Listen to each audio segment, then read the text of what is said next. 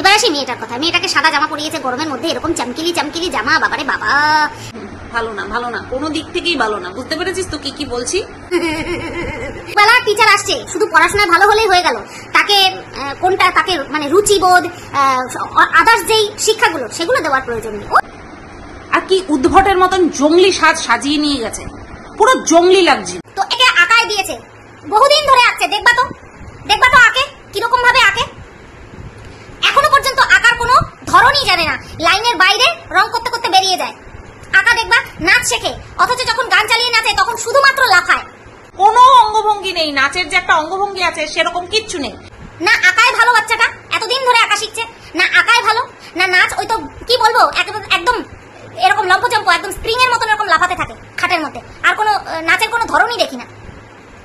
পড়াশোনার রেজাল্টটা দেখতে পেয়েছি, এই বয়সে বাচ্চারা প্রায় সবাই ওই মানে কি বলবো 1-2 এর মার্কসের ফারাক থাকে বা পার্থক্য থাকে। ওয়েলকাম টু টপ ঝাল মিষ্টি উইথ ইপসিতা। আর আমি ইপসিতা, এখানে নো গালাগালি নো কিস্তি অনলি মস্তি। তো আজকের ভিডিওর শুরুতে ইন্ট্রোডাকশনে যে অংশটুকু শোনালাম, আশা করি এই অংশটুকু শুনে আপনারা বুঝতেই পেরে গেছেন যেটি কে আর কার বিষয়ে কথা বলছে। যদি না বুঝে থাকেন সেটা হচ্ছে আমি হয়তো স্পিডটা একটু বাড়িয়ে দিয়েছি, কারণ বুঝতেই পারছেন কপিরাইটের যদি কোনো সমস্যা আসে। তো যদিও আমি যেটুকু অংশ ব্যবহার করি ভিডিওর মধ্যে সেটা ফেয়ার ইউজের মধ্যেই পড়ে, তাও আমি নিজের প্রিকশন মেনে আর ইউটিউবের গাইডলাইন্স আর ইউটিউবের ফেয়ার ইউজের যে পলিসি আছে সব কিছু ফলো করে তবেই করি। তো সেই জন্য বলে দিই যে আপনারা কার কথা শুনছেন। এটা হচ্ছে তার কথা যে কিনা এখন বারবার করে একটাই কথা বলছে যে আমি কোনোদিনও মন্দিরার মেয়ের সম্পর্কে কোনো রকম কোনো সমালোচনা করিনি, ক্রিটিসাইজ করিনি, ওই ছোট্ট জয়ী সোনার সম্পর্কে আমি কোনো রকম কোনো খারাপ কথা বলিনি। তো এখানে অংশটুকু যেটুকু শুনলেন সেখানে কি দেখলেন যে একটি বাচ্চা মেয়ে যে কিনা তার মায়ের ব্লগের অংশ, তার মা তার জীবনে তার মেয়ের যেটুকু অংশ তার থেকে ছোট্ট করে করে আমাদের কিছু শেয়ার করে, এটি কিন্তু সেই বাচ্চা মেয়েটির ব্লগ নয় যে তার সম্পর্কে ক্রিটিসিজম হবে, তার সম্পর্কে সমালোচনা হবে। সে তার মায়ের ব্লগে আসে, সে এখন সব কিছুই শিখছে, সমস্ত কিছু পৃথিবীর সমস্ত কিছু ও এখন শিখছে, ওর কোনো কিছু শেখা কমপ্লিট হয়ে যায়নি। সেই রকম একটি বাচ্চাকে নিয়ে একটি আদ্দামড়ি বুড়ি, প্রায় হাফ মানে কি বলবো বুড়ি, একেবারেই বুড়ি, আদ্দামড়ি বুড়ি, ওই বাচ্চাটির মানে আর কি সমকক্ষে আমি আর কি তুলনা করছি। বাচ্চাটির আন্দাজে এই যে আর কি তার সম্পর্কে কথা বলছে, তাকে জাজ করছে, তাকে ক্রিটিসাইজ করছে, তাকে নিয়ে সমালোচনা করছে, সে একটা আদ্দামড়ি বুড়ি ওই বাচ্চাটার কাছে। সে যার সমস্ত কিছু কমপ্লিট হয়ে গেছে তার সত্ত্বেও কিচ্ছুই কমপ্লিট হয়নি, সে এই বাচ্চাটির সম্পর্কে এখন থেকে বলছে যে আঁকা শিখেছে, আঁকে দেখবে তো রং বেরিয়ে যায়। ও শিখছে পড়াশোনা, ওটা কোনো ব্যাপারই না, এই বয়সে সবাই পায় বেশি নাম্বার, ঠিক আছে? তার মানে এই যে এই বয়সে ও যে ভালো নাম্বার পাচ্ছে এটাতে ওর কোনো ক্রেডিট নেই, ওটাতে ক্রেডিট দেওয়ার কোনো প্রয়োজন নেই, ঠিক আছে? তারপর নাচ শিখছে, ওটা নাচ শেখা না, ওটা স্প্রিং এর মতো লাফানো। ও শিখছে, তার সম্পর্কে একজন বুড়ি আদ্দামড়ি সে এরকম ভাবে সমালোচনা করছে কিসের জন্য না, তার মায়ের ক্যারেক্টার বিশ্লেষণ করতে গিয়ে বাচ্চাকে বলছে। তো ও যে সমস্ত কিছু শিখছে, ওর কিন্তু শিক্ষা কমপ্লিট হয়ে যায়নি, কিন্তু তার সত্ত্বেও যে কিনা নিজেকে সর্বশিক্ষায় শিক্ষিত বলে মনে করে, দাবি করে, মানে নিজের আর কি শিক্ষাটার প্যারামিটারটাকে একটা লেভেলে রেখে কে কম, কে অতি, কে আরো বেশি অতি, বা কেউ একদমই নয় সেটাকে বিচার করে। সে এই বাচ্চাটির সম্পর্কে যে বলছে আমি কোনোদিনও বাচ্চাটাকে নিয়ে কোনো কিছু বিচার করিনি, কোনোদিনও করিনি। সেখানে সে বাচ্চাটির সাজ পোশাক নিয়ে বলেছে, বাচ্চাটি যাই সাজুক তার মা সাজিয়েছে, তাই বাচ্চাটি যেরকমই সাজুক না কেন তার জন্য তার মানে মাকে যদি কিছু বলা যায় বলা যেতে পারে, কিন্তু বাচ্চাটিকে তো নয়। কিন্তু তাও দিনের পর দিন সেই বাচ্চাটির সাথে কাকে তুলনা করেছে না, আরাধ্যা বচ্চন, যার মা কিনা ঐশ্বরিয়া রায় বচ্চন। মন্দিরার মেয়ের সাথে তুলনা হচ্ছে আরাধ্যা বচ্চন। তো এটা তো মানে একদিকে মন্দিরার কাছে খুব মানে গর্বের বিষয় হতে পারে যে তাকে ঐশ্বরিয়া রায় বচ্চনের সাথে তুলনা করে তার বাচ্চাকে আরাধ্যা বচ্চনের সাথে তুলনা করা হচ্ছে, মন্দিরার কাছে হতে পারে, কিন্তু বাচ্চাটির কাছে এটা খুবই কি বলবো, এটা দুঃখজনক বিষয়, এটা একটা খুবই দুঃখজনক বিষয়, এটা একটা খুবই মর্মান্তিক বিষয়। বাচ্চার মধ্যে তুলনা হবেই কেন? আমরা তো সেটাই বলি প্রত্যেক সময়। আমরা যারা আর কি পেরেন্টিং করে তাদের যখন কাউন্সিলিং হয়, অনেক সময় বাচ্চাদের বাবা মাদেরও কাউন্সিলিংয়ের প্রয়োজন হয় দুটো বাচ্চাকে একসাথে মানুষ করতে গিয়ে। সবার আগে যেটা বলে যে তুলনা করবেন না, আপনার বাচ্চাকে তুলনা করবেন না। এই যে ভীষণ বিভৎস একটা বাজে জিনিস একটা প্রত্যেকটা বাচ্চার মারাই করে, আমি দেখেছি। ও তুই এরকম করছিস, দেখ পাশের বাড়ির যে কত ভালো রেজাল্ট করেছে, পাশের বাড়ির ও আমাদের এই আত্মীয়র ছেলে এত ভালো রেজাল্ট করেছে, ওই আত্মীয়র মেয়ে অত ভালো রেজাল্ট করেছে। এই যে তুলনাটা, এইটা ছোট্ট বেলা থেকেই করা উচিত নয়। সেখানে এই যে সোমনাথ মন্দিরার মেয়ে, সে তার সম্পর্কে যে কথাটা উঠেছিল যে ও কিছু কথা নিজের সম্পর্কে শুনে ও ডিপ্রেশনে চলে গেছিল, এরকম দাবি ওরা করেছিল। সেই জন্যই না এত বড় একটা কেস হয়েছে, যার জন্য চাইল্ড কমিশন এনগেজ হয়েছে। তো সেক্ষেত্রে এমনি তো হয়ে যায়নি, তার পেছনে কারণ ছিল। তো বাচ্চাটি সে যদি শুনে থাকে, সে নিশ্চয়ই তার বাবা মাকে প্রশ্ন করেছে যে আন্টি, এই আন্টিটা তোমাকে নিয়ে বলছে, আমাকে কেন বলছে, আমি কি করেছি? করতেই পারে, আজকালকার বাচ্চাও ডিজিটাল বাচ্চা। আমরা সবাই মানে ছোট্ট আমাদের সোনা বাবার কথা শুনে অবাক হয়ে যাই, সেখানে আমাদের জয়ী অনেক বেশি ম্যাচিওর, ওর চোখ কথা বলে। সেক্ষেত্রে দিনের পর দিন তার মাকে আঘাত করতে গিয়ে, তার মার মানে শুধুমাত্র মানে আরও অনেক জঘন্য আছে, যে রং মাখানো, তো মায়ের তো চয়েস, মেয়েকে একটা জামা পরিয়েছে চমকিলা, সেই চমকিলা জামা পরিয়েছে, মানে বলছে যে তোর তো কোনো কিছুরই ভালো টেস্ট নেই। মানে বুঝতে পারছিস তো কিসের টেস্টের কথা বলছি? একটা বাচ্চাকে জামা কাপড় পরিয়েছে, তার প্রত্যেকটা মাই মোটামুটি একটু মনে করে একটু গর্জিয়াস জামা কাপড় পরাবো, এখন বাচ্চা, এখন পরবে তো, আর কখন পরবে না। কিন্তু এ মনে করে যে ওইসব চমকিলা ধমকিলা ওই ধরনের ও পরবে, ও পরে ঘুরবে। সমুদ্র সৈকতে গিয়ে এমন ড্রেস পরেছে যেন মনে হচ্ছে কোনো পার্টিতে গেছে, পার্টি ওয়্যার ড্রেসপত্র পরে গেছে, এমন ওখানে গেছে, এমন আর কি কি বলবো, এমন তাদের সাজ পোশাক। রাস্তা থেকে লোকে আওয়াজ দিচ্ছে, ভাবতে পারেন?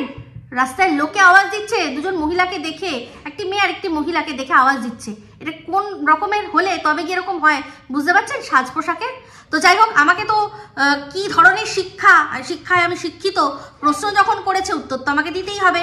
তো যাই হোক, সবার আগে মনে করিয়ে দিই, এ কিন্তু বলে কি, এ হচ্ছে বাংলায় অনার্স করেছে, তারপর মাস্টার্সও করেছে, ঠিক আছে? মানে সে বাংলায় মাস্টার্স করেছে। সে বলছে মাচা মানে, আমি তাকে বলেছি যে সে মাচা নর্তকীদের মতো সেজেছে। আচ্ছা, ওই যে ড্রেসটা পরেছিল আপনারা দেখেছিলেন, যেখানটা এখানে কোট মতো, আর পায়ের যে ওই প্যান্টটা, ওটা যদি তলায় একটা এলাস্টিক লাগানো থাকতো, পুরো সেই আরব্য রজনীতে যেরকম দেখেছিলেন না, নাচে এরকম করে আরব্য রজনী, এরকম ওই রকম ড্রেস পুরো, তাও কি ছেলেদের, যাদের যে মাথায় টুপি, কি যেন বলে, আলাদিন, ড্রেসটা দেখবেন তো ওইরকম একটা হাত কাটা কোট মতো পরে, খালি গা থাকে যদিও, আর প্যান্টটা ওরকমই টাইপের, ওই রকম পুরো ড্রেস। ওর ড্রেসের মানে সেন্সের কথা বলছে। এর আগে একটা চশমা পরেছিল, কিনেছিল, আমি চিন্তা করে দেখছি যে এই চশমাটা কোথায় যেন দেখেছি। তারপর দেখলাম, আরে এটা তো পুরো সেই দেখেছিলাম আমরা গোপীগাইন বাঘাবাইনে, মনে পড়েছে? পুরো এইরকম একটা চশমা অর্ডার করেছিল, তারপর দেখেছে নিজেই যে মানাচ্ছে না, চেঞ্জ করে দিয়েছে। তো যাই হোক, ও এমএ, বাংলায় এমএ। সে বলছে মাচা মানে তো আমি জানি পুঁই মাচা হয়, তারপর হচ্ছে গিয়ে লাউয়ের মাচা হয়, মানে যেসব গাছগুলো যাদের মেরুদণ্ড সোজা নেই, লতানে গাছ, তাদেরকে সাপোর্ট দেওয়ার জন্য যেটা দাঁড় করানো হয় সেটাই নাকি মাচা। মানে কে রে, কে? মাচার আবিধানিক যদি অর্থ আমরা যদি বার করতে চাই, তাহলে কি দেখবো? মাচা কথাটা এসছে কোথা থেকে? মাচা কথাটা এসছে মঞ্চ থেকে। মঞ্চ মানে যেটা হচ্ছে অস্থায়ী কোনো একটা স্টেজ আর কি, স্টেজ হচ্ছে ইংলিশ, তো ওই স্টেজেরই বাংলাটা হচ্ছে মঞ্চ, অস্থায়ী একটা জায়গা যেখানে কোনো অনুষ্ঠান করার জন্য আর কি ব্যবস্থা করা হয়েছে। তো সেখান থেকেই অপভ্রংশ হতে মাচা। তো মাচা তো একরকম হয় না, বিভিন্ন রকমের হয়। জঙ্গলে মাচা অনেক ওপরে খাটানো হয়, কিসের জন্য? শিকার করার জন্য। আমরা দেখেছি না, গাছের ওপরে, গাছের একদম মগডালের কাছে বাঁধা হয়, বাঁশ ফাঁস দিয়ে একটা পাটাতন করে। এগুলো আমরা পড়িনি, আমাদের টেক্সট বুকে ছিল না, সেখানে মাচার মানে আর কি যে উল্লেখ সেখানে ছিল না। শিকার করার জন্য মাচায় বসে আছে, তাক করে ছাগল রেখে দিয়েছে, ছাগল রেখে দিয়েছে দড়িতে বেঁধে, বাঘ খেতে আসবে, মাচাতিকে তখন গুলি করে বাঘকে মারবে। এরকম গল্প পড়িনি আমরা? পড়েছি, ও তো পড়েনি। এই যে আমি বলেছি আপনাদের, যে বলেছিলাম ওর সম্পর্কে যে ও পড়াশোনা কিছু করেইনি, তো আপনাদের আমি বলেছিলাম না যে এমএ করেছে ঠিকই, ডিগ্রি হাসিল করেছে, কিন্তু শিক্ষাটা হাসিল করতে পারেনি, পড়াশোনা করেনি। প্রত্যেকটা ক্লাসেই ও কি করতো? চটিপানুর বই মনে হয় উল্টাতো। অনুমান করে বলছি, কারণ ও দিনের পর দিন যেভাবেই, মানে কোনো পরিবারে কোনো মহিলা আছে আর তার বাইরে থেকে যদি কোনো পুরুষ আসে, সঙ্গে সঙ্গে যে খাট পেতে ও শুইয়ে দিত আর ইন্টু কুলুকুলু করাতো, যৌবনের এডিটিং করাতো, সেই সব মুখরোচক গল্প শুনে শুনে আমি তখন বুঝেছিলাম যে এ মনে হয় ওই চটিপানু গল্প পড়ে পড়ে অভ্যস্ত, সেই জন্যই কোনো মহিলা কোনো আর পুরুষকে একসাথে দেখলেই ও শুইয়ে দেয়, সম্পর্ক ও দেখে না। তো সেক্ষেত্রে আমি এটাও জানতাম ও অনার্সের ক্লাসগুলো, মানে বাংলার ক্লাসগুলোও মনে হয় ঠিক মতো করেনি, তাতেও বইয়ের পাতা উল্টেছে, চটি বইয়ের পাতা উল্টেছে, কারণ ও সবসময় সেই আবার পুনরায় যেভাবে বলতো, তাতেই বুঝতাম যে ওর বাংলাটাও ঠিক মতো পড়া হয়নি। আর আজকে আরো পরিষ্কার হয়ে গেল, না হলেও ভালো করেই জানতো মঞ্চর অপভ্রংশ হয়ে মাচা এসছে, সেই মাচা মানে অস্থায়ী একটা মঞ্চ, যেখানে উঠে কোনো প্রোগ্রাম হবে আবার সেটা খুলে দেওয়া হবে।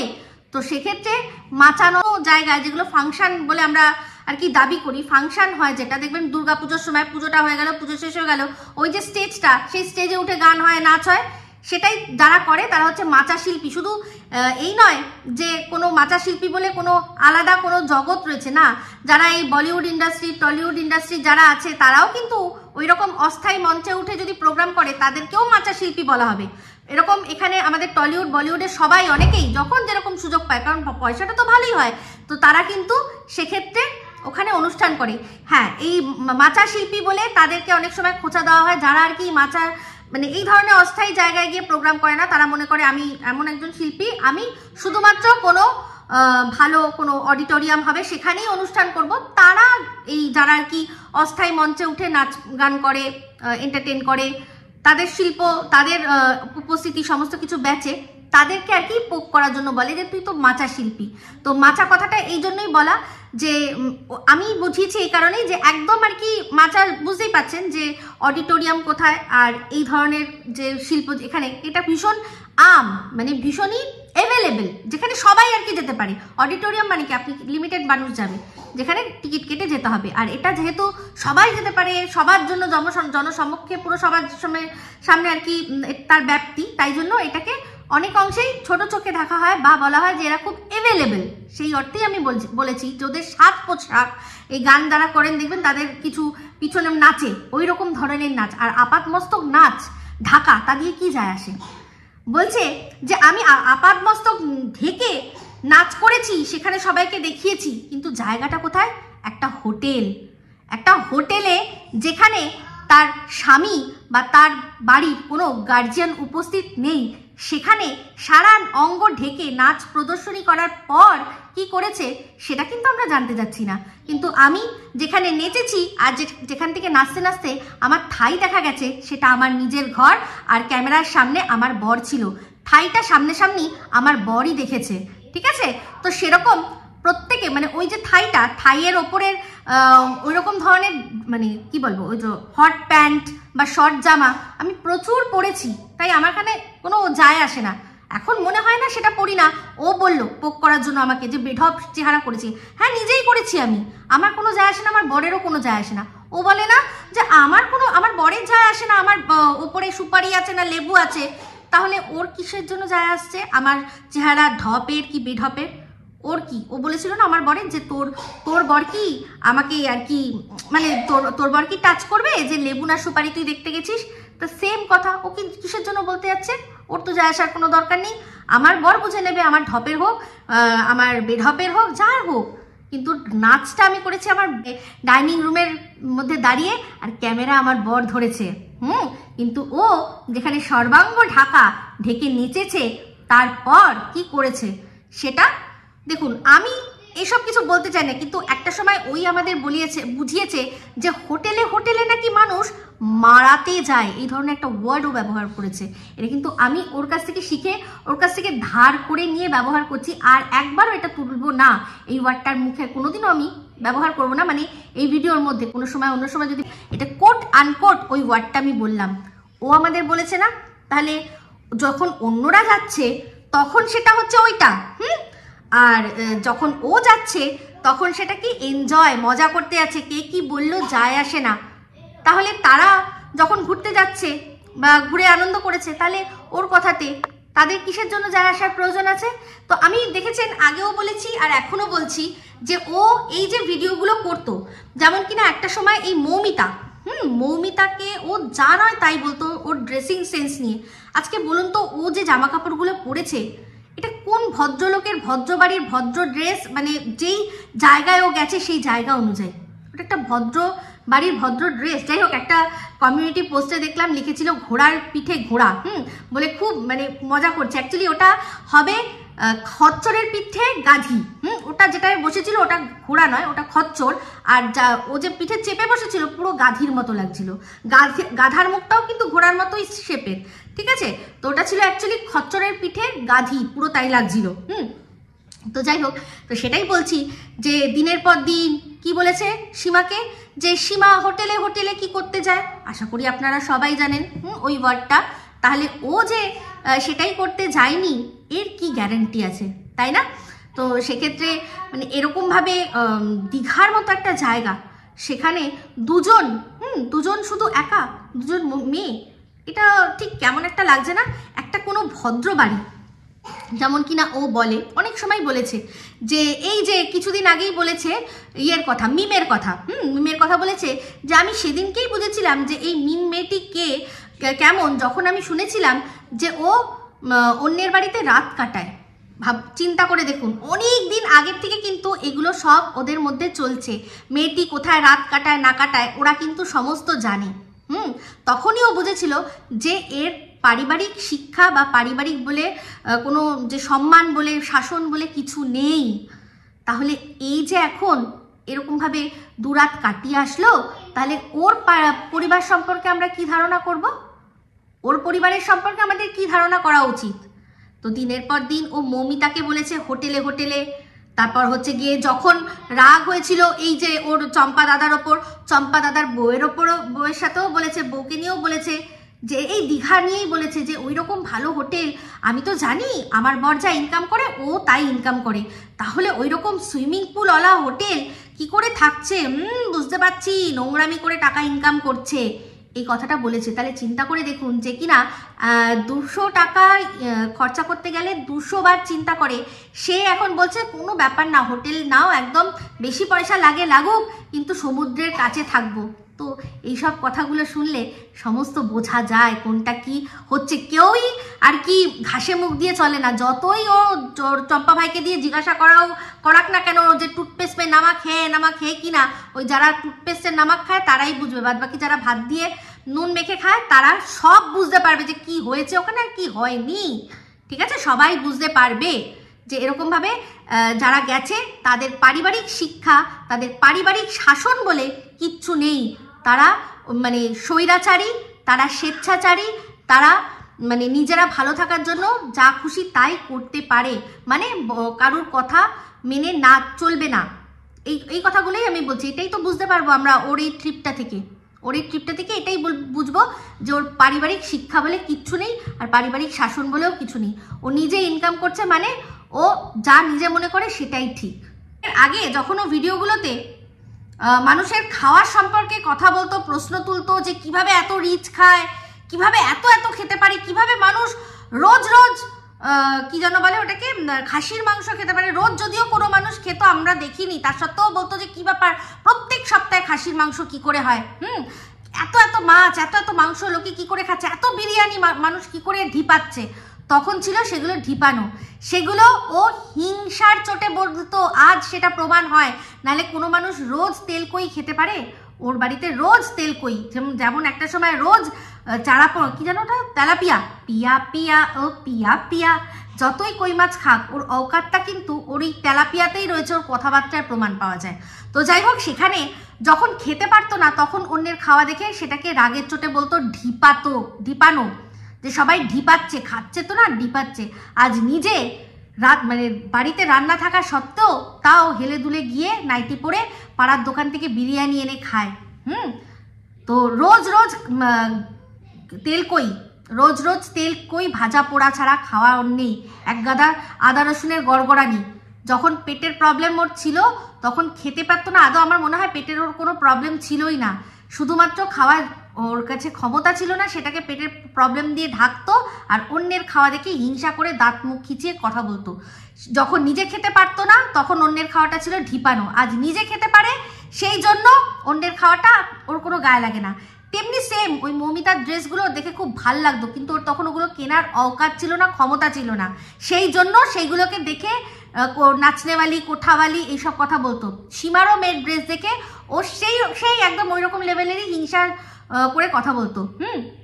কিন্তু ওই রকম সেম ড্রেস কিন্তু ওর নিজের বোনরাও পরতো, কিন্তু তাদের তো দেখে ও হিংসা করে বলতে পারবে না, কিন্তু অন্যদের দেখেই ও হিংসা করতো। আজ ওর এই ধরনের ড্রেস বেশভূষা দেখলেই বোঝা যায় যে ও অন্যদের বেশভূষা নিয়ে যখন আঙুল তুলতো সেটা শুধুমাত্র হিংসায় করতো, কোনো রকমভাবে কোনো কুরুচি যে প্রকাশ পাচ্ছে তার জন্য নয়। কারণ ওর যে ড্রেসগুলো আর ওই ড্রেসগুলো, মৌমিতা যে ড্রেসগুলোর কথা ও বলতো আর আজকের ডেটের ওর ড্রেসের মধ্যে কোনো তফাৎ নেই, আর নাহি ওই বেশভূষার মধ্যে ওই রকম পরচুলা পরে এরকম বিশ্রীভাবে সাজ, মানে কি বলবো, বিশ্রী লাগছিল, অবশ্যই লাগছিল। সেই জন্যই পাশ থেকে না মানুষ আওয়াজ দিয়েছে, ওরাও সেটা বুঝেছে। আপনারা যাবেন, গিয়ে দেখবেন যখন ঘুরতে বেরিয়েছিল ওই ওল্ড দীঘায় ঘুরতে বেরিয়েছিল, সেই সময় পাশ থেকে ওই রিক্সাওয়ালারা রয়েছে না, তারা আওয়াজ দিচ্ছিল রীতিমতো, তাই না? এতদিন তো তাই বলেছে, কারুর নাকি শিক্ষা নেই, কারুর বরের কিছু নেই। সীমা তার বন্ধুর বাড়িতে দেখাচ্ছে কৃষ্ণার বাড়িতে রয়েছে, সেখানেও সেটাকে হোটেলে বলে কাজল ফাজল বলে চালিয়ে দিয়েছে। তো ও ক্যামেরা বন্ধ করে কাজল মেখেছে না রোজ পাউডার মেখেছে নাকি কোথায় কি মেখেছে সে তো ওই জানে, তাই না? তো এই হচ্ছে ব্যাপার, নিজের বেলা সব কিছু ঠিক লাগে। তো অশিক্ষিত ডিগ্রিধারী নামটা ওর আমি ঠিকই দিয়েছিলাম, যে কিনা এখনো মাচা কাকে বলে জানে না। তাহলে দেখেছেন, বাংলা যখন ও পড়েছে, বাংলায় যদি ও MA করে থাকে তাহলে তো ওকে বাংলা সাহিত্য থেকে শুরু করে বাংলার শব্দকোষ সমস্ত কিছু পড়তে হয়েছে, তবে না বাংলায় ও মাস্টার্স করেছে। সে মাস্টার্স করা একজন সেটাও জানে না যে মঞ্চ থেকে অপভ্রংশ হয়ে মাচা শব্দটি এসছে আর তার আসল অর্থ কি। সে আবার আমাকে চোখ মুখ বেঁকিয়ে বলতেছে অতিরিক্ত শিক্ষা। না রে, অতিরিক্ত শিক্ষা তোর, সেই জন্যই কিছুই হয়নি, কারণ শিক্ষাটা পাসিনি। আমি যেটুকু পড়েছি সেটুকুকে অ্যাবজর্ব করেছি, সেটাকে একদম ভেতরে একদম অস্থিতে মজ্জায় ঢুকিয়ে নিয়েছি। সেই জন্য বেঙ্গলি মিডিয়ামে পড়েও মোটামুটি কাজ চালানোর মতো ইংলিশ আমি বলেও নিতে পারি, লিখেও নিতে পারি, ঠিক আছে? এই ভিডিওটা যখন পুরোটাই দেখছিলাম তখন দেখলাম ও বেশ কিছু কথা সন্দীপকে বলছে। তো সেখানে সন্দীপকে বলছে কি যে আজ তোমার মনে হচ্ছে যে হ্যারাসমেন্টের কথা, তো তুমি তো 17ই আগস্ট থেকে হ্যারাসমেন্ট শুরু করেছো, কাকে না তোমার বউকে, আর তার আগে 5 বছর কি করেছো সে তো ভগবানই জানে। তো যাই হোক, সবচেয়ে বড় কথা এইসবের প্রয়োজন পড়লো কি, কেন? তো সেক্ষেত্রে বলছে যে যদি সত্যি হ্যারাসমেন্ট করা হতো তাহলে কি করতো, যেদিন ও বেরিয়েছিল সেদিনকেই ও 498 কেস করতো, তারপর হ্যারাস করতো। কারণ ওগুলো করেনি, কারণ ও জানতো যে ও শ্বশুরবাড়িতে ফিরে আসবে। তো ফিরে আসলো না কেন? কে ফিরে আসতে দিল না? তো সেক্ষেত্রে সবার আগে এইসবের প্রয়োজনই ছিল না। যদি না পোষাতো তখনই সালিশি সভাতে বললেই যে আমি আর সংসার করব না, আমাকে 5 বছর ধরে অত্যাচার করেছে, আমার এই যে যিনি আমার হাজবেন্ড তার মা নিজে পরকীয়ায় জর্জরিত, তার কাছ থেকেই আমি এই শিক্ষা পেয়েছি, আমি আর এখানে থাকবো না বলে ব্যাপারটা তো তখনই মিটে যেত। তাহলে তো প্রয়োজনই ছিল না, তখনই মায়ের সাথে বেরিয়ে চলে যেত। কিন্তু না, তখন সে সব মিটমাট করে নিল, করে আবারও সেই সংসারের পথে মায়ের সাথে 2 দিন 2 রাত কাটিয়ে সমস্ত কিছু ব্যবস্থা করে তারপর বেরোলো। তো সেক্ষেত্রে যেদিন বেরিয়েছিল সেদিনই যদি করতে পারতো 498 কেস, করলো না কিসের জন্য? না, তার সন্তান তার কাছে রয়েছে, সন্তানের বাবাকে জেল ফেরত আসামি সাজাতে চায় না। তাহলে 3 মাস পরে কেন সেই কেসটাই হলো? যদি একেবারেই সেই কেসটা না হতো তাহলে আমি মানতাম যে তখন যে কথাটা বলেছিল সত্যি, যে যেহেতু সন্তানের বাবা, তার সেই সন্তানের বাবার ওপর কোনো আঁচ আসলে তার সন্তানের ওপরেও আঙুল উঠবে, তাই জন্য আমি করবই না। তাহলে সে কখনোই করতো না। সে এটাই মানে কত বড়, মানে ভাবছি আমি কত বড় হ্যারাসমেন্ট এই সন্দীপের ওপর। সন্দীপের ওপর কত বড় হ্যারাসমেন্ট। সে সংসার করবে বলে সমস্ত কিছু ঠিক করেও আবার সেই অশান্তির পথেই হাঁটলো। আর শুধু তাই নয়, তাকে মিথ্যে মামলায় জড়াবে বলে সে রাত 3টে অবধি থানায় বসে থাকলো। তার সত্ত্বেও সে কি করলো, দেখলো, চিন্তা করে দেখলো যে কোথায় কোনো দাগ এমন কিছু আছে কিনা যেটা দেখিয়ে করতে পারি কেস। যখন দেখলো যে না, যদি লেডি কনস্টেবল গিয়ে চেক করে সে সেরকম কিছুই দাগের চিহ্ন পাবে না, তাহলে সেক্ষেত্রে কি হবে, 498 যে মামলাটা মিথ্যে করছি আমরা ধরা পড়ে যাব। সেই জন্যই করব করেও তখন করলো না, 3 মাস পরে কেসটা করলো। কারণ তখন তো 3 মাসে তো আর ঘা নিশ্চয়ই মানুষের বেদ থাকে না, না একমাত্র যদি মারতে মারতে না তাকে কুয়ায় পাঠিয়ে দেয় তাহলে আলাদা ব্যাপার, যে 3 মাস পর সে উঠে এসে বলছে যে আমার ওপর অত্যাচার হয়েছে। কিন্তু ওর ক্ষেত্রে তো তা হয়নি। তো যেটুকু যা এই যে কথা কাটাকাটিতে নিজেই বলেছে, সন্দীপ নিজেও বলেছে যে ফোন ছেঁড়া চিপটিতে ওর হাতের মধ্যে হাতটা ওই আন্ডার কনস্ট্রাকশন ঘরে সিমেন্টের দেয়ালে ঘষে গেছে, তাতে ছিলে গেছে, নিজেই সন্দীপ বলেছে, স্বীকার করেছে। তো সেক্ষেত্রে সেটা 3 মাস মিলিয়ে গেল, তখন অপেক্ষা করলো, তারপর গিয়ে সেই 498 এই মামলাটা করলো। তাহলে বুঝতে পারছেন হ্যারাসমেন্ট কাকে বলে। এটা হচ্ছে উদ্দেশ্য প্রণোদিতভাবে সন্দীপকে ফাঁসানো।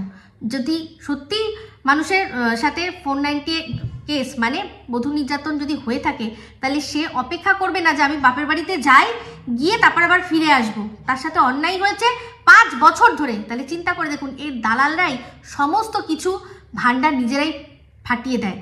যে যদি সত্যি অত্যাচারিত থাকতো তাহলে আর গিয়ে ফিরে আসার বক্তব্য কেন? মানে এ নিজেই বলেছিল যে আমি গেছিলাম, আমি ভেবেছিলাম যে ঠিক আছে সব কিছু 2 দিন একটু থিতিয়ে গেলে তারপর আমি আসবো, মানে 2 দিন একটুখানি আমি মজামস্তি করে তারপর আমি আবার এসে সব ঠিকঠাক করে সংসার করব। কিন্তু ফিরতে পারিনি কেন? কারণ এই যে যারা এখন এই কথাগুলো সন্দীপের সম্পর্কে বলছে, যে হ্যারাসমেন্টের মানে যাকে জিজ্ঞাসা করছে, তারাই বলেছিল যে যদি সারা জীবন কুমারী থাকে, আবারও কুমারী বলতে অবিবাহিত যদি থাকে আবারও, তাও কখনো বাতকুল্লার বাড়িতে ফিরবে না। তার যে হাত ধরেছে সে কিছুতেই ফিরতে দেবে না। সে কত বড় পুরুষ তারা সমস্ত সেটা সব দর্শকদের সামনে বোঝানোর চেষ্টা করেছিল। তো যাই হোক, সে যে কি জিনিস সেটাও পরবর্তীকালে চলেই এসছে, তাই না কাকার ছেলে? বল সত্যি না বল? তো সেটাই বলছি। তো চিন্তা করে দেখুন, যে কিনা বাপের বাড়ি থেকে শ্বশুরবাড়ি থেকে বাপের বাড়িতে ফিরেছে, সে জানে যে সে আবারও ফিরে যাবে। ঠিক আছে, পয়েন্ট টু বি নোটেড। তার মানে এই যে 5 বছরের যে একটা কথা, যে 5 বছর ধরে তার ওপর অত্যাচার হতো সেটা যে সম্পূর্ণ মিথ্যে কথা, এর থেকে বড় আর প্রমাণ আর কি পাওয়া যায়? তার সত্ত্বেও আমি জানি যারা ওই টুথপেস্টের মধ্যে নুনের ওপর ভরসা করে রয়েছেন তারা আবারও বলবেন যে 5 বছর ধরে অত্যাচারিত হতো। সেই জন্যই 5 বছরের পর একটা ব্রেক নিতে বেরিয়েছিল, ব্রেক নিয়ে একটু আনন্দ করে আবার আরও রেস্ট অফ দ্য লাইফ সে অত্যাচার সহ্য করার জন্য আবার বাতকুল্লায় চলে যেত, তাই না? কি মানে কি দারুণ ব্যাপার না বিষয়টা। তো যাই হোক, এখানে পরিষ্কার এই দালালরাই দুধ কা দুধ পানি কা পানি করে দেবে। তো ওর এটা অবশ্যই প্ল্যান ছিল। প্রথমত ও 5 বছর কেন, শ্বশুরবাড়িতে 5 দিনও কোনোদিনও ওর ওপর অত্যাচার সহ্য হয়নি। যা অত্যাচার করার ও করেছে তা আমরা সমস্ত কিছু দেখেছি। মুখে মুখে চোপা করা, সে শাশুড়িকে, শ্বশুরকে, হাজব্যান্ডকে, বাচ্চাকে নেগলেক্ট করা দিনের পর দিন দেখেছি। বাচ্চাকে দিনের পর দিন নেগলেক্ট করেছে। একটা বাচ্চা সে মানে আম খেয়েছে, ওখানে পিছলা, তার মধ্যে ছেড়ে দিয়েছে, পড়ুক উঠুক কিছু অসুবিধা হবে না, বাবা এসে ধরছে। যে ওই লাস্ট ওর যে একটা জন্মদিনের ক্লিপিং তুলে দিলাম, সেখানেও দেখেছিলেন ওর যখন সন্দীপ ক্যাডবেরিটা হাতে দিয়েছিল, দিয়ে বলল যে এবার তো তোমার ছেলের জন্য আনতে হবে, তখন মুখটাকে এরকম বেঁকিয়ে বলল হ্যাঁ তখন তাহলে আমরা দুজনেই খাবো। সন্দীপ কিন্তু নিজের বউকে জন্মদিনে গিফট দিয়েছে চকলেট, কিন্তু তার পর মুহূর্ত তার জীবনে বাচ্চা কিন্তু ইম্পর্টেন্ট, যে এবার বাচ্চাকেও দিতে হবে। কিন্তু ওর মুখ থেকে এটা বেরোলো না যে এই বছর তো আমার জন্য একটা এনেছো, পরের বছর থেকে কিন্তু একটা আমার ছেলের জন্য আনতে হবে। উঠলো কি? এই হচ্ছে ও বাচ্চা শুধু জন্মই দিয়েছে, বাদ বাকি আর কিছুই না। এখানে এইসব ছোটোখাটো জিনিসেই মানুষের বুঝতে পারা যায়। কাঁচা লঙ্কা বাচ্চাকে দিয়ে বলছে খা খা, ঝাল লাগলে ঠিকই বুঝে যাবে। বাচ্চারা অজ্ঞান হয়ে যায় ঝাল লাগলে, এরকম প্রথম যখন ঝালের টেস্ট পায়। একটা মা বলছে লঙ্কা খাক, ঝাল লাগুক, ঠিক বুঝে যাবে। এটা চিন্তা করছে না যে লঙ্কাটা যদি ভেঙে কোনোভাবে চোখে ঢোকায় তাহলে কি হবে। ওর কোনো যায় আসে না, ওর কোনোই যায় আসে না। আর সে বলছে যে নাকি ও অত্যাচার সহ্য করেছে। কত বড় মিথ্যেবাদী! বাপরে বাপ, দীঘায় ঘোড়া ভেবে খচ্চরের ওপরে উঠে এই যে টকবক টকবক টকবক টকবক করেছে, কি যে এনার্জি পেয়েছে বুঝতে পারছি। বলছে যে এখন কেন বলছিস মিটিয়ে নাও। প্রথমত আমি আমার বক্তব্য বলেছি, এখানে না সন্দীপ মিটাবে না টিন মেটাবে, এটা ওদের ব্যাপার। আমি দুজনকেই বলেছি।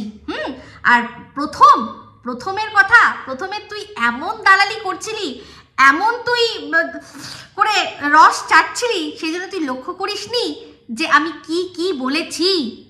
কি বলেছি, অনেকবার বলেছি যে যদি এই যে চ্যানেলে গিয়ে যে ইন্টারভিউ দিচ্ছে, যে তোমাকে রেখে দিয়েছে, তোমার সাথে লিভ ইন করেছে, যে কিনা এই তোকে দিয়ে বলিয়েছে যে কিভাবে ওর দাদা ওকে মারতে বিয়ের আগে বার করেছিল, দাদার বিয়ের আগে মারতে বার করেছিল। সেই সব যখন খবর শুনেছিলাম তখন বলেছিলাম যে এখনো সময় আছে, অপেক্ষা করে এখন সবকিছু মিটিয়ে নাও, দরকার পড়লে বলো, হেল্প লাগলে বলো, ওই ছেলেকে আমি দেখে নেব। যে তুমি যদি ভয় পাচ্ছ যে তোমার সমস্ত কিছু ও সামনে এনে দেবে, সেই ভয়টা পেও না। কোনো রকম ভাবে তোমাকে যদি কোনো ভয় দেখানো হয় সেটা করো না। যদি ভালোবাসো আলাদা ব্যাপার, কিন্তু ভালোবাসো তুমি না, এটা আমি প্রথম দিনই বুঝেছিলাম। যখন ওই রেকর্ডিংটা ফাঁস হয়েছিল সেটা শুনেই আমি বুঝেছিলাম যে টিন শুধুমাত্রই টাইম পাস করছিল ওর সাথে। সেই জন্য যখন সন্দীপ ধরে ফেলেছিল তখনও সন্দীপকে বলছিল আস্তে আস্তে, বাবা মা শুনবে। তার মানে ও চায় না এই বিষয়টা সবাই জানুক। তো যদি সত্যিই ভালোবাসতো তাহলে তো বলতো হ্যাঁ চল বল, সবাইকে বল। হ্যাঁ, সন্দীপকে বলছিল এটা যে আমি তোর সাথেও থাকবো, ওর সাথেও গল্প করব, ঠিক আছে? মানে ওর কাছ থেকে গল্প বলে ফিলটা নিয়ে এসে তারপর সন্দীপের সাথে যেরকমভাবে যা থাকার থাকবে। বাট সেটা তো সন্দীপ যদি না মানে, আমি তো সন্দীপকে তখন এটা বলতে পারতাম না যে মেনে নাও, একটু করবে না হয়, সেটা তো বলা যায় না। সবাই কি আর তোর মতো কপাল রে যে তুই চলে যাচ্ছিস, দুরাত কাটিয়ে আসছিস। হ্যাঁ, লেগ পিস থাই পিস যাই হোক আমার বরের সামনে আছে, বাট তুই যে সর্বাঙ্গ ঢাকলি, তারপর ক্যামেরাটা অফ করে কি করলি, সে তো দেখ তুই জানিস, আর কেউ জানে না। তুই যেটা বলছিস সেটাই আমরা সবাই মানছি। যে না কিচ্ছু না কি যেন ওয়ার্ডটা আছে এই যে তুই টিনকে আমার বিরুদ্ধে উস্কাচ্ছিস, দেখি কি হয়। এমনিতে আমার মনে হয় না টিন খুব বেশি শুনবে, কারণ টিন জানে যে তুই পরের ঘাড়ে কাঁঠাল ভেঙে কিরকম খাস, কিরকম টিনকে আর কি বেচতে চেয়েছিলি। তো তোর তো থুতনি বড়ার পর মুখে লাথিও মেরে দিয়েছে। আর কি হবে, আর কি তোর কথা শুনবে? তুই বরং ওকে বল আমারই তো ভুললাই গেছো। ও আচ্ছা, ওই কাকার ছেলে সম্পর্কে বললি, আমি নাকি ওকে ওর বোনের সাথে শুইয়েছি। তুই ভালো করে আগে ভিডিওগুলো দেখ যে এই তথ্যটা কে বলেছিল, কে বলেছিল সেটা দেখ। আমি শুধু বলেছিলাম শুনেছি, তো যেটা শুনেছি সেটা বলেছি, তাতে শোয়ানোর কি? তো অনেক ছোটবেলাকার গল্প ওদের শুনেছিলাম, আমি এখনকার তো ডেটের কথা বলিনি। আমি শুনেছি যেটা সেটাই বলেছি, তোর মতো তো না। তুই তো সামনে ওকে বলেছিলি দেখা হলো না, ওর সাথে দেখা হলো না, একটু ঘষা হলো না, মানে ওই যে হ্যান্ডশেক আর কি, হাতে ঘষা হলো না, হ্যান্ডশেক করা হলো না। আমারই তো ভুললাই গেছো। তোর তো থুতনি বরাবর মুখে লাথি মেরে দিয়েছিল যেদিন গেলি তোর লাইভে। ওর লাইভে তুই গেলি, একবার নাম নিয়েই টাটা বাই মানে বুঝিয়ে দিল যে তোমার সাথে কথা বলতে পারবো না, আমি তোমার সাথে কথা বলতে চাইও না। তো চল বেশি না বকিস না। তুই যে কি জিনিস সবাই বুঝতে পেরে গেছে, যে কিনা দিনের পর দিন অন্যকে নিয়ে আলোচনা করেছিস, সমালোচনা করেছিস, আজ তুই এরকম উদ্ভট সাজ সেজে এমন রাস্তা দিয়ে বেরোচ্ছিস যে লোকে আওয়াজ দিচ্ছে। ইস ছি, এর চেয়ে লজ্জার আর কিছু হতে পারে? তো যাই হোক, ভিডিওটা শেষ করে দেবো, কিন্তু শেষ করার আগে একটু ভুল শুধরে নেবো। এই যে মাচা নর্তকী বলে, কিন্তু আমি যাকে মাচা নর্তকী বলেছি তাকে অনেক বেশি সম্মান দিয়ে দিয়েছি। কারণ তার ভিডিওর মধ্যেই যেভাবে দেখলাম পাশ থেকে লোক হাঁক ডাক করছে, এরকম হাঁক ডাক কোন সব মহিলাদের দিয়ে, মানে কাদের দেখে আর কি করে, এরকম হাঁক ডাক কাদের দেখে মানুষ করে আশা করি বুঝতেই পারছেন। তারা হয়তো ভেবেছে, যদিও আর কি এগুলো এক একটা জায়গা বিশেষেই গিয়ে হাঁক ডাক হয়, কিন্তু তারা হয়তো ভেবেছে যেরকম সবকিছুই এখন আমাদের দুয়ারে, তো হয়তো ভেবেছে দুয়ারে, তো যাই হোক এখন সবকিছুই যেহেতু দুয়ারে, তারাও হয়তো ভেবেছে যে দুয়ারে চলে এসছে, তাই জন্যই মনে হয় হাঁক ডাক করেছে। তো যাই হোক, আমি এই মাচা নর্তকী শব্দটা তুলে নিলাম, কারণ মাচা নর্তকী যারা হয়, অনেক মানে বড় বড় সেলিব্রিটিরাও কিন্তু মাচাতে বা মঞ্চে উঠে নাচে। তো সেক্ষেত্রে ওকে অতটা সম্মান দিয়ে আমি ভুল করে ফেলেছি, সেটা ওর ভিডিওর মাধ্যমেই বুঝিয়ে দিল। তো আমি আমার বাড়িতেই লেগ পিস থাই পিস যা হোক আমার তারপর ওই ভিডিও বন্ধ করার পর আমার বরকেই দেখিয়েছি, বরের সাথেই ছিলাম, সেটুকু তো আপনারা সবাই জানেন, কারণ ভিডিওটা আমার ঘরের মধ্যেই হচ্ছিল। কিন্তু ও যে কি করেছে সে তো ওই জানে, তাই না? তো যাই হোক, ও বুঝিয়ে দিল, আর ওর ভিডিওর মধ্যে থেকেই চারপাশ থেকে মানুষ বুঝিয়ে দিল যে ওদেরকে ওখানে মানুষ কোন চোখে দেখেছে। দেখুন, আমি নিজের থেকে বলছি না, কিন্তু চারপাশ থেকে আওয়াজ আসছে, সেটা ওদের চোখে মুখে ফুটে উঠছিল। আপনারা যাবেন, গিয়ে ভিডিও দেখবেন, ভালো করে খুঁটিয়ে, তাতেই বুঝতে পারবেন। তো যাই হোক, তো যে সম্মানের যোগ্য নয় তাকে সম্মান দিয়ে লাভ নেই। সে যেরকম নিজে, সবাইকে ওরকমই ভাবে। নিজেই যেরকম করে এসছে, তো আমাকে আবার ভিডিও শেষে বললো উলঙ্গ হয়ে যা। তার মানে বুঝতেই পেরেছেন যে ওই যে নিজেই বলে না যে যেমন ঠেমনি জগৎ দেখে তেমনি। তো তার মানে যা করে এসছে সেটাই আমাকে করার উপদেশ এখন হয়তো দিচ্ছে। ঠিক আছে, চলুন এই বলে ভিডিওটা এখানেই এন্ড করছি। যদি ভালো লাগে তাহলে অবশ্যই লাইক শেয়ার কমেন্ট করতে ভুলবেন না। যারা চ্যানেলটা সাবস্ক্রাইব করেননি তারা সাবস্ক্রাইব করে নেবেন। সবাই ভালো থাকবেন, সুস্থ থাকবেন। আবার আসছি খুব শীঘ্রই এক নতুন ভিডিও নিয়ে। Me Ipsita signing off. Love you all.